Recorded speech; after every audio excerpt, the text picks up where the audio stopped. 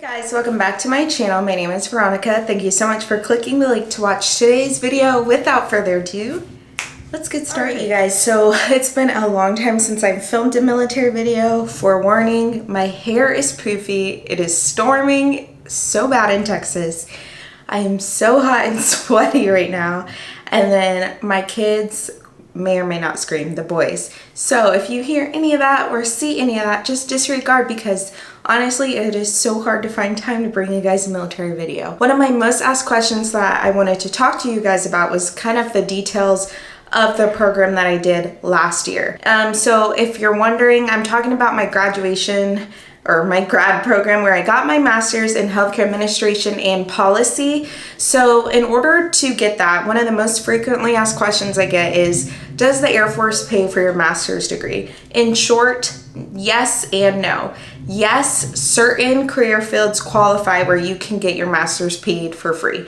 No, you don't get reimbursed all the time, but other career fields, they will do a loan repayment in exchange for a service commitment. I'm currently an Air Force Medical Service Corps officer. I've been in 7 years, almost 7 years, I think, and I qualified for the what's called the MHAP program, which is the Medical Healthcare Administration policy at Uniformed Services University. Now, I did talk about this in my graduation video and everything, but I didn't go into kind of how I got into it as much and how you can potentially get into it. So if you are trying to join the Air Force in my career field, it is best that you do have a master's. When I joined, I had a bachelor's. However, I was competing against people who had master's degrees. Because my program in my career field within the Air Force is so competitive, it is best you already have your master's. Not saying it's impossible to join with just a bachelor's, because obviously I did it, people still do it all the time. It just sets you apart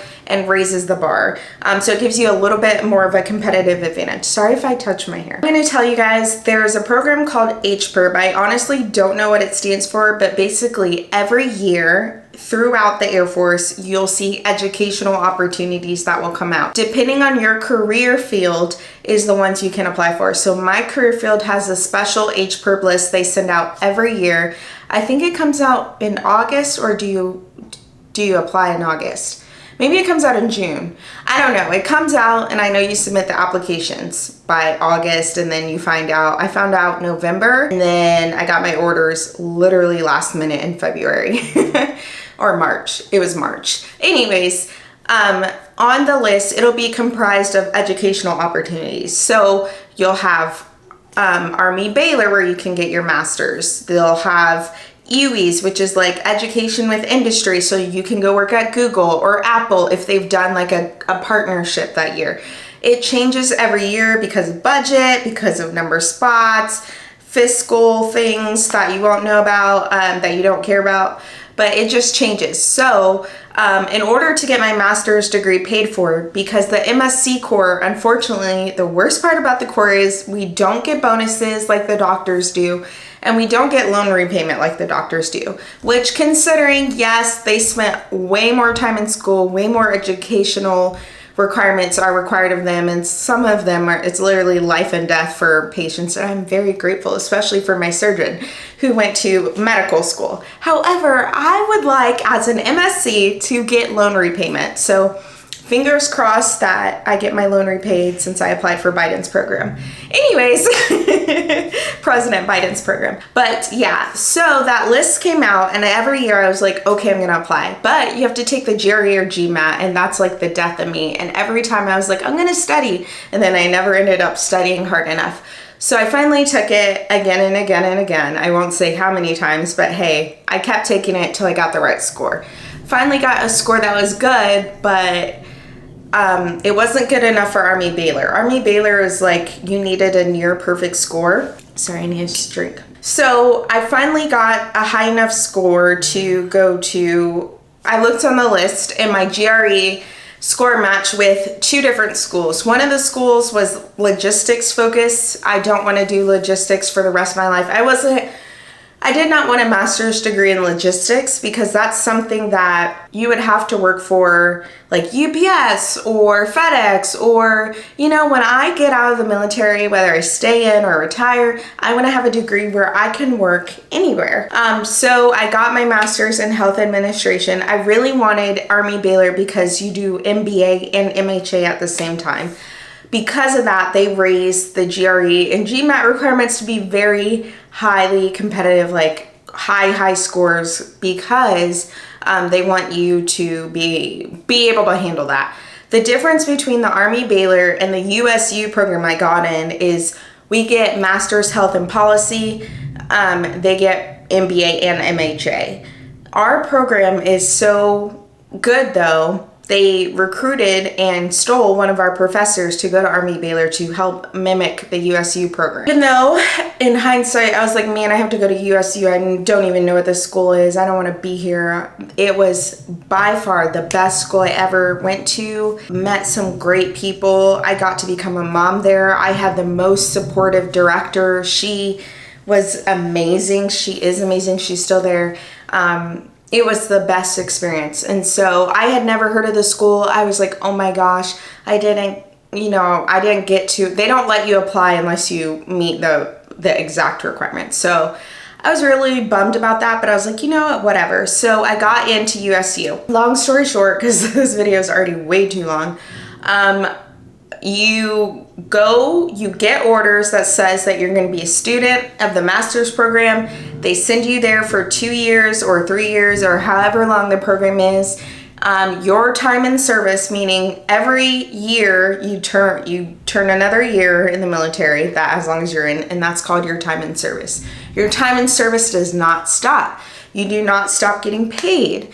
You do not stop taking PT tests. You do not stop promoting. So you promote, you get paid, everything. You wear normal clothes more often than you would at work. But you're just a student, but you're still being paid and rewarded like a military member. If you ever have the chance to do an HPERB, you need to take it. Don't hesitate, do it. Those 2 years flew by and I complained about, you know, how expensive DC was. I complained about classes and papers and a professor I didn't really care for. And I realized, like, Veronica, you are in it right now, what you've been praying for. And a lot of times I don't realize that. I am so bad at it. Usually when I have these big moments or these big career things, I'm so focused on how can I get to next or where can I go next that I don't even realize I wanted to get into AFIT, which is the Air Force Institute of Technology. All AFIT, HPERB are all the same. It's like different acronyms for the same exact thing. Basically, I got to go to school and the Air Force paid for it. I wanted that so badly when I first joined, and that's the reason why I didn't get my master's. I even said in my interview, they're like, oh, you're very bright. Why didn't you continue on with your master's first? I was like, because I'm going to get the Air Force to pay for it. And I did. HPERB program, in short, is a 2, 3, whatever terms of your educational requirement program where you go literally to school. They even have HPERBs available at like the university of your choice. So I could say I want to go to University of Kentucky or Alabama or USC or Harvard. I don't know if they would pay for Harvard. We do have an HPERB opportunity with Harvard, but there's limits, but you can choose, get that school approved. They do a payment exchange and you go there for 2 years. Nothing came out of my name. No loan, nothing. The only thing that I do owe is a 4-year service commitment, which I was already planning on staying in, because when you go to HPERB, you know you're going to stay in for another 4 years, which is one other assignment.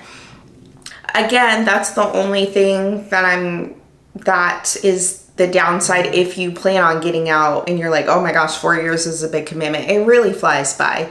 So whether it's getting your loan repaid, whether it's getting bonuses, free master's, doctorate degrees, they have doctorate programs. Like I said, they have the education with industry, which I would die if I get to work with Google, but I have to be a IT MSc officer focus, which isn't too far out my realm because I love technology, but I don't know if I want to take my Sec Plus and all that. Anyways, long story short is I got the Air Force to pay for my degree by simply applying for it. There was only one slot open, and I got the one slot out of everyone who applied. I don't know who did or who didn't, but it doesn't matter. Number one, yay! For, like I said, for Army Baylor, for the other HPERB slots, if I didn't say it already, usually it's one slot, two slots. The most I've seen is Army Baylor used to be 5 slots. They went down from like 5 to 3.